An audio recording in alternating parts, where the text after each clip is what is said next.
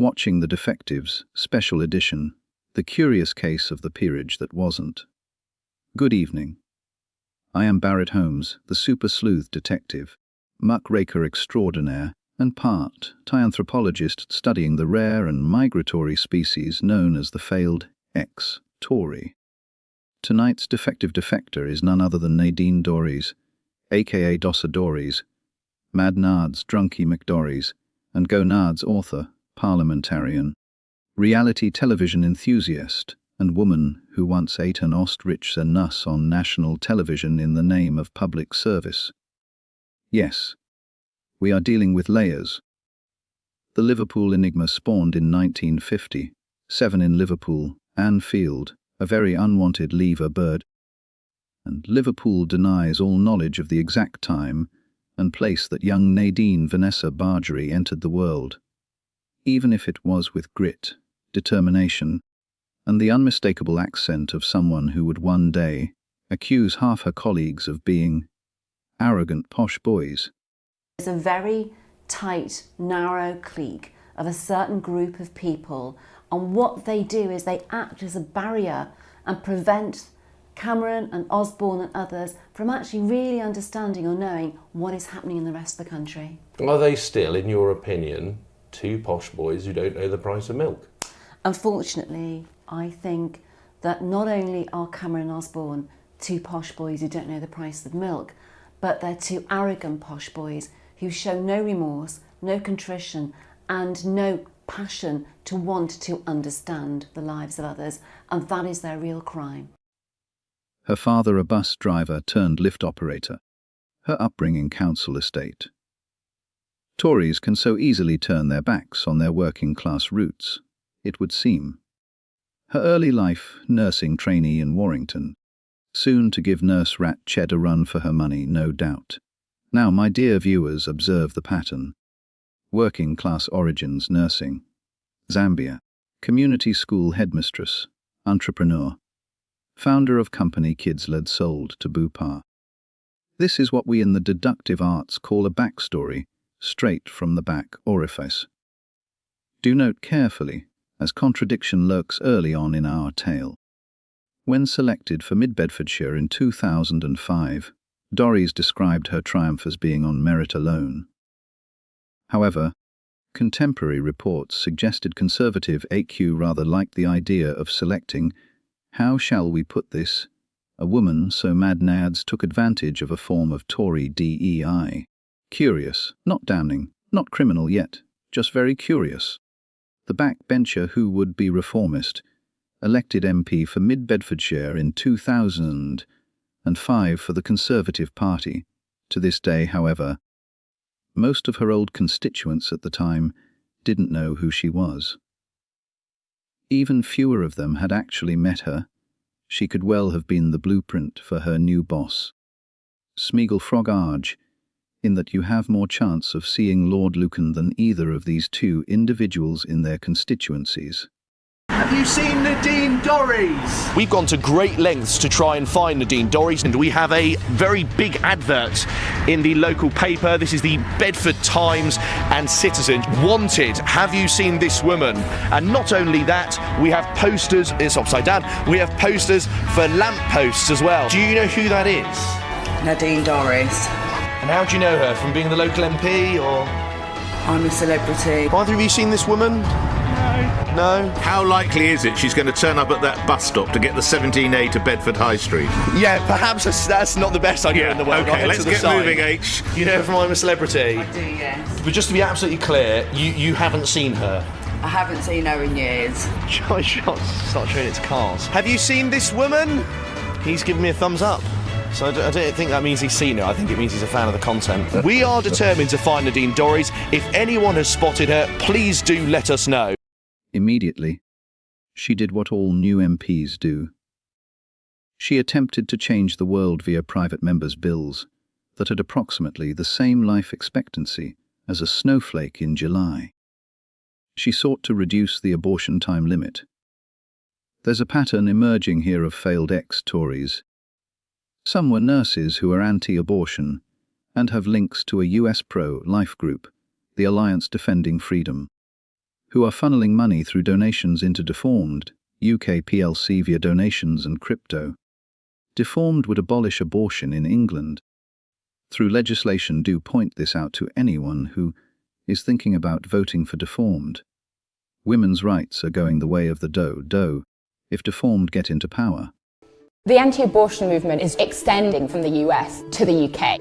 At the heart of it is one of the most influential conservative Christian anti-abortion groups in the US, the Alliance Defending Freedom. They're a team of lawyers and they were pivotal in overthrowing Roe v. Wade. Nothing in our Constitution's text, history, or structure supports a so-called right to abortion. They've got offices all over the world, but really they're focusing their international efforts today on the UK. The ADF have a really strategic long-term playbook, gradually changing the law through the courts. So in the UK, abortion rights can't be rolled back through the court. Instead, it's legislated through Parliament. Nearly 90% of the British public support abortion rights, and in June, our Parliament voted to basically decriminalise abortion for women. So the ayes have it, the ayes have it. The legal cases they bring in the UK are not about building up to this big case that's going to overthrow abortion access in the UK. It's about changing public opinion around that, and how they're doing that is by bringing these cases around abortion buffer zones. Abortion buffer zones were introduced in the UK a couple of years ago. These are like protected areas around abortion clinics to protect staff, women from harassment. And what's happened since the introduction is they've challenged the legal action, the prosecutions against Christians who have been arrested under these new buffer zone laws for silently praying outside these clinics. And since then, they've become this really big cultural flashpoint around free speech. The ADF is incredibly influential in the US. Their network of allies go as high up as Vice President J.D. Vance. But it's not influential in the UK. It doesn't have the network in Parliament in Westminster. So if they're going to try and change public opinion, they need an ally. And that's when they turn to the leader of the populist Reform Party, Nigel Farage. He's the leader of a once fringe party who's now consistently leading Labour in the polls, and as we've seen this year, a really rapid rise. Farage is kind of an unlikely ally for the ADF. He's described himself as pro-choice. I can't remember in 2 decades of covering British politics a time where he's really been campaigning against abortion. I am pro-choice, but I think it's ludicrous, utterly ludicrous, that we can allow abortion up to 24 weeks. And it just was remarkable that this politician who'd been in politics 31 years, his messaging's always been very clear, anti-immigration, anti-regulation, to suddenly start talking about abortion, particularly when it's not an issue that wins over or resonates with British voters. So free speech is a message that both Farage and the ADF can get behind. We now have perfectly legitimate speech being caught up in criminal prosecutions. We'll fight and defend to the death your right to say something that we fundamentally disagree with. So you've got this alliance of the Christian conservative right and the British populists who both want to use this message of free speech to increase their influence, help change public opinion, in the ADF's case, find a platform, a way to amplify their message in the UK where they don't have the same network or the same, recognition or power that they do in America. Alter counselling rules. Promote abstinence for girls in sex education. No wonder she fantasised that Spaffer was her dream man.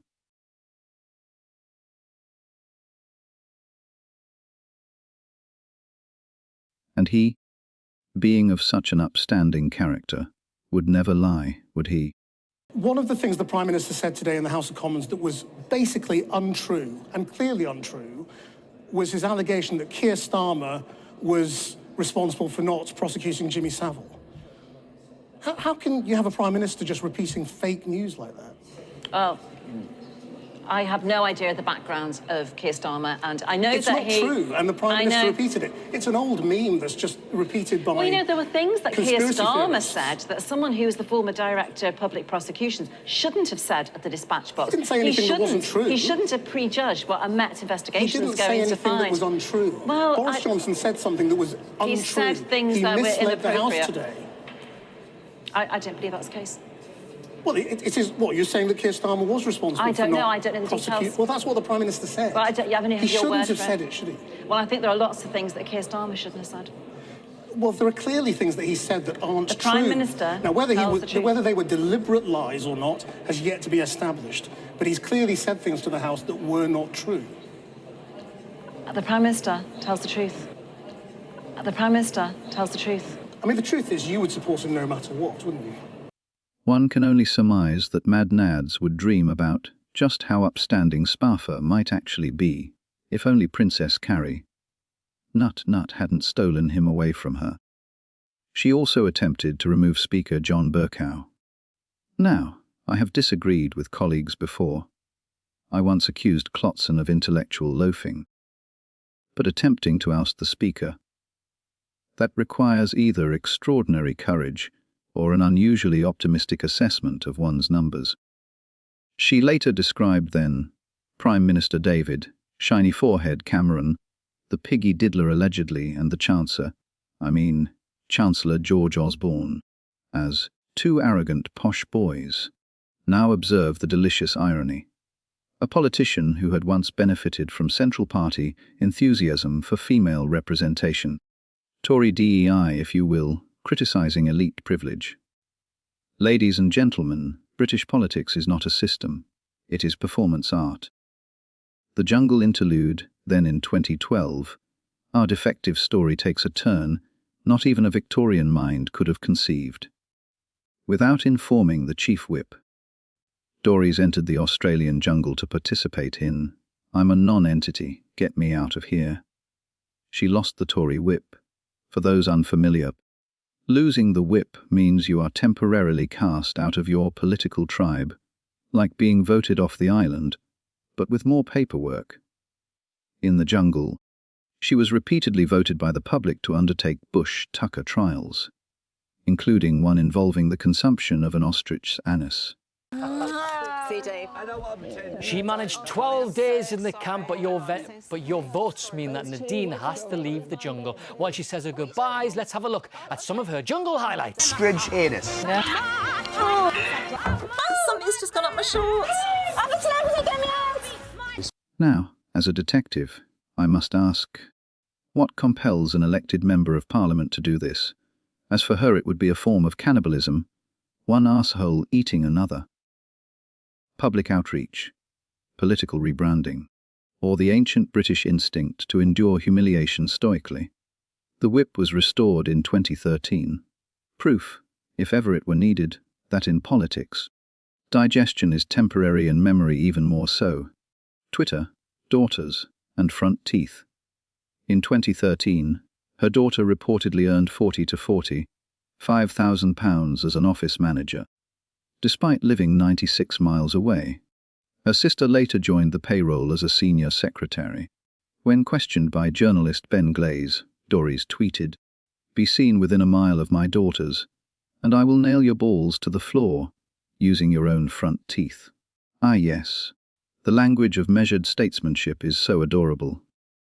Had it been Victorian times, this would have been resolved via pistols at dawn. In modern Britain, via Twitter. Ministerial metamorphosis in 2019. Newly victorious Prime Minister Spafa, Johnson Mad Nad's vision of a manly Adonis, appointed her to parliamentary under Secretary of State for Patient Safety, Suicide Prevention and Mental Health. From jungle contestant to mental health minister. By 2021, she had ascended to Secretary of State for Digital Culture, Media and Sport, and had her mic drop moment, as we shall observe. Hi Nadine, so what's your job and what's your department? What do you do?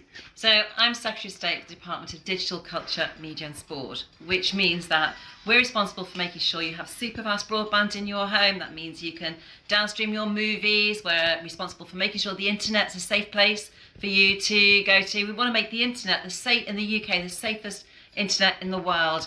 We're responsible for everything to do with sport, for making sure you've got football pitches and that you have tennis pitches in your communities where you can play exercise sports. This is how we're improving online safety. The UK is passing some new legislation to make the internet safer for the younger generation. It's effectively a framework to protect internet users from scams, illegal content and anonymous abusers. It will force big tech to stop their terms being breached and puts in measures to defend free speech. But is it true it will impact freedom of expression? No, we put in legal protections in the 19th section. Another thing we're doing through the laws we're passing is tackling online crime and cyber flashing. If companies fail to comply with the law, fail to protect the users that they're responsible for, the regulator Ofcom will have the power to fine. So platforms must keep people safe online. Dossa Dories, not being endowed with very much, if any, grey matter, should not have been put in charge of a bicycle, let alone the internet, the BBC football, and whatever cultural crisis is trending on Twitter, a formidable portfolio for the Mensa, equivalent of a brain donor. And speaking of brain donors, she resigned in 2022 as Liz, the lettuce. Truss entered Downing Street. A wise move. Remaining in a Truss administration required either bravery or a particularly strong sickness remedy. The case of the gin tippler, Mad Nads is known for being, shall we say, a little bit eccentric and, on more than one occasion, of having opened her whiny mouth without first putting whatever remains of her brain into gear. Rumours circulated that Go Nads might have had 1 or 2 Gordons and tonics the night before this interview. Have you spoken to the Prime Minister recently, in the last 24 hours?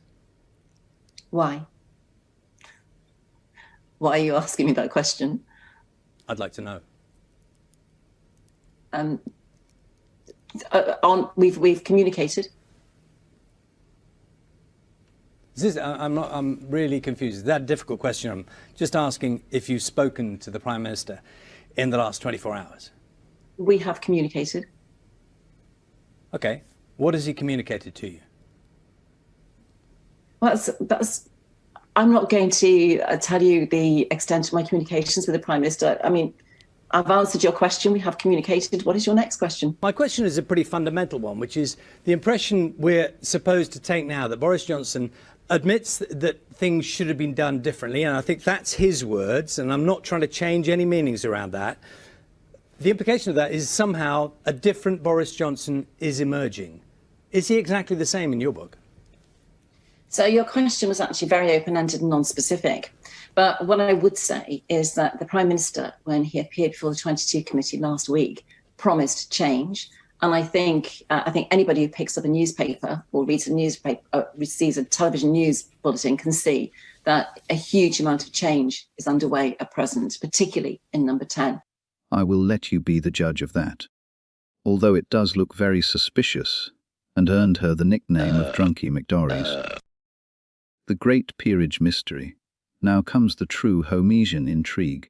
In June 2023, Dorries announced she would stand down as MP. Then she did not. Why? Because she wished to understand why she had been refused a peerage in Spafford Johnson's resignation honours. Ah, the peerage. The crimson cushion. The ermine dream. She delayed her resignation pending clarification. One might almost admire the transparency. I shall not vacate my seat until I know why I was not elevated. Eventually, after mounting pressure, she vacated the seat in August 2023. It emerged she had not spoken in the Commons since July 2022, had not worked on bills, had not attended committees. Critics accused her of abandoning constituents. This earned her the nickname of Dossa Dories, the unknown MP for Bedfordshire. But consider the alternative hypothesis. Was this not the purest form of silent protest? A parliamentary ghost, similar to how her heartthrob Spaffer had ghosted her. An MP enshrouding as constituency, both present and absent. It was said that she was in another dimension, which might explain her often blank facial expressions. The Hazel Grove affair before Bedfordshire, she stood in Hazel Grove in 2001, unsuccessfully challenging Andrew Stoonell. She had been briefly deselected, then reimposed by Conservative Central Office. a candidate imposed from above, then later railing against central elites. You see the pattern, rebellion from within. The insurgent who benefits from the establishment while denouncing it. A paradox worthy of Conan Doyle. From conservative to reform, and now, as of 2025, she sits not on the conservative benches, but on deformed UK's benches. Her adoration for the man she adored spurned wishing that she could have been the woman orally pleasuring him in his parliamentary office. But alas for Drunky McDories. It was Carrie Princess Nut-Nut, and all she has to place her affections on now is the reptilian-faced fag smoking beer drinking frog arge. A migration, a reinvention. Politics, my friends, is less a ladder and more a revolving door with branding opportunities. Deductive conclusion. So, what is the truth of Nadine Dorries?